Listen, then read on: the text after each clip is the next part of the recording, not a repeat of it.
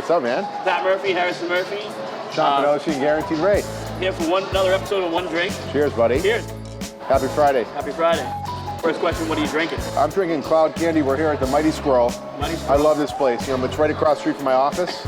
Couldn't be more convenient, and it happens to be my favorite IPA I'm drinking right now. I love it. Love it. You said, what are we a Cloud Candy? I was like, that's perfect. That's exactly what I like. I get my hands on whatever I can. First of all, congratulations. Thanks, man. Another banner year. Yeah, record year for us. It was the best year we've ever had.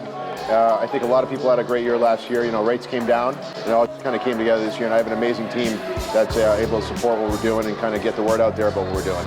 So how did you start out getting in the business? I was at the World's Gym in Waltham working out. I thought I was going to be an attorney, so I was studying, trying to get into law school. I ran into a buddy of mine. Thank God you didn't do that. Thank God, right? Can you imagine? I don't know if I'd be a good attorney. He told me he was a loan originator. He told me what he was doing, and it sounded fun. Yeah. And I went and interviewed with the company, and I just immediately thought I could see myself doing it. Yeah. I did it, and I never went to law school. You know, I started in the mortgage business right away. I fell in love with it.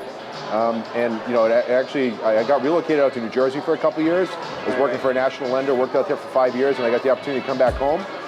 Crazy part was in 2008, the whole mortgage market collapsed. Right. And I had a decision. I was like, do I stay in the business or do I go out and do something else? Like all my friends are doing software sales.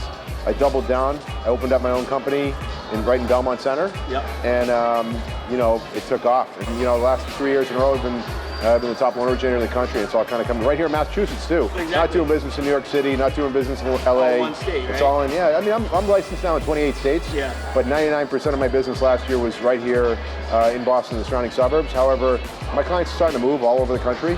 And you know, the reason we got licensed in so many different states is so we can support them as they relocate all over the country. I don't want to, you know, I've worked with them here. It's just as easy to work with them somewhere else. Right, and I don't want to lose that touch. In your career, you must have hit some sort of plateau. Oh, yeah. What was like what's the one or couple things that you did that you think took you to that next level? You know, I would definitely say one of the secrets to my success is the people I've surrounded myself with on my team, right? So we've definitely hit plateaus, and the way I've busted through all those plateaus over the years is definitely just adding more people to the team that are the right people. You know, we run our team like it's a real business. You know, I don't treat myself like just like a loan officer. You know what I mean? Like, yeah. Well, what I mean by that is like, you know, we want to have sales. We want to constantly be working on our marketing efforts. We want to be working on our operation, our service level, our client retention. We're always trying to figure out, like, we're obsessed with like how we can get better. People can be focused on certain jobs and not trying to do 3 or 4 different jobs. 100%.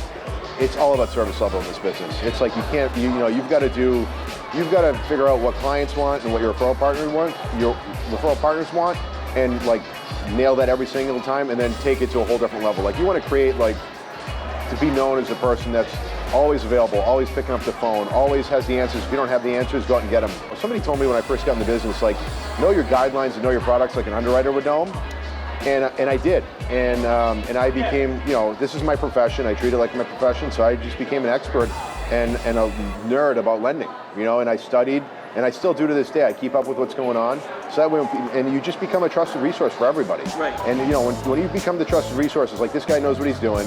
That you're going to get a lot of phone calls. I think, but everybody starts doing similar things, and it's one of the best compliments you can ever get. Yeah, absolutely. What is it? Imitation is the biggest form of flattery. Exactly. You know, we did that when we first started out, exactly. Right? Like there was people having a lot more success than we were, and you know, and we've had a lot of really great competition. There's competition from all over, nationally, locally, regionally, like. And it's online, it's boots on the ground. So you mimic some of your competition too. 100%, yeah. You know, if I see a great idea, I make it my own. You know, it's like it's got to mesh with my personality, my team's personality, what the market wants. But like, yeah, we're always striving to get better. You said, you know, if somebody's just getting started, what should they do? Yeah. Be obsessed with service level, and then, you know, work really hard. You know, I mean, like seriously, like I know that sounds like so simple, but like, you know, it's hard work goes a long way. You want to be known as a person that they can call, that they can count on every single time. That's really important. That trust from your clients and from your partners is like everything. You not only like work, but you also play. Like you have a big family. You got 3 little ones at home. Yeah. 3 little girls, right? How old are you? I got a 7-year-old, 4-year-old, and 1.5-year-old daughters. All daughters. So my wife and I met here locally at Bentley when we were undergrads, and you know, she's got, you know, she liked it around here, so she wanted to stay near Boston. I grew up in Watertown. We live in Belmont now, and I went to school in Waltham. So it's been great. Yeah, we got a great family. You know, we're really involved in the community in Belmont. I'm still involved in Watertown, Right. involved in the Armenian community. So like this is home base for me. I love it. Like, what are some other things that you enjoy doing? You know, I know you had some charities that really involved in. The two that we lead with are St. Jude Children's Research Hospital. Yeah. You know, we've gotten involved in the walk the last couple of years, which has been amazing. I think we raised like over $70,000 last year. The walk raised over $500,000 in general, which is unbelievable. You know, Nikki on my team, who heads up our business development and marketing, and all that, you know, has been an integral part of bringing that over to us. Yeah. And the Guaranteed Rate Foundation, which I'm super passionate about as well. I remember seeing a video of you at some point, like at like President's Club or Chairman's Club.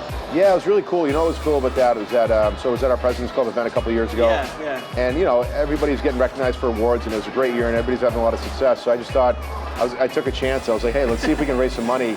And I thought we were going to raise like $5,000 or $10,000. We ended up raising over $100,000 that day, and everybody was just willing to give. And it was really cool to see. It was actually, honestly, in terms of my professional career, probably like the best day of my professional career. So not only you're working a lot, but you're also taking time off, or you know, taking portions of your day, time blocking maybe. Yeah.